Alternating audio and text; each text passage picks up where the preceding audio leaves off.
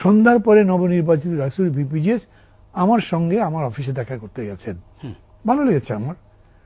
আমি ঠিক জানি না যে অন্য কেউ জিতলে এরকম করে আসতেন কিনা, আমি অ্যাসপারশন করছি না কারোর প্রতি, কিন্তু তারা আসছে আমার ভালো লাগছে। সঠিক। আমাকে এসে বললো যে দেখেন আপনি মানে ইত্যাদি ইত্যাদি, আপনি 2বার 3বার ছিলেন, আপনার একটা এত অভিজ্ঞতা আছে, তাই আপনার দোয়া নিতে আসলাম, আরো আসবো, মাঝে মাঝে পরামর্শ ইত্যাদির জন্য। এটাই তো একটা নতুনত্ব।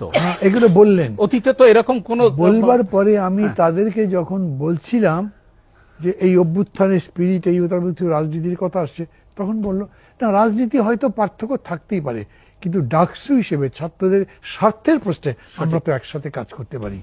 এখন এই অ্যাপ্রোচ নিয়ে যদি তারা যায়, তাহলে যারা ভোট দিয়েছে কিংবা দেয়নি তারাও মনে করবে এরা তো অনেক বেটার।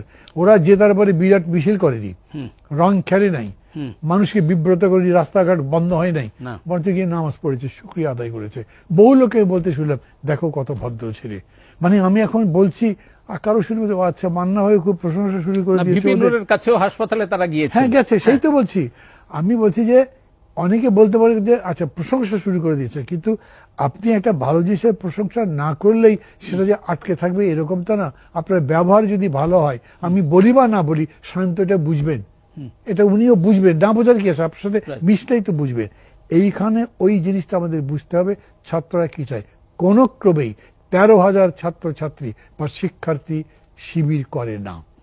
এদের যদি প্যানেল ভোট দেখেন, আমরা যেটা দেখতাম, সেই প্যানেল ভোট কত হতে পারে আমি কারেক্টলি বলতে পারবো না, ধরেন 3, 4, 5 হলো, 6 হলো, তো অর্ধেকের বেশি ভোট তো ফ্লোটিং বা যেটা মার্জিনাল বলি আমরা, সেই মার্জিনালদের চিন্তাটাকে আপনার বুঝতে হবে।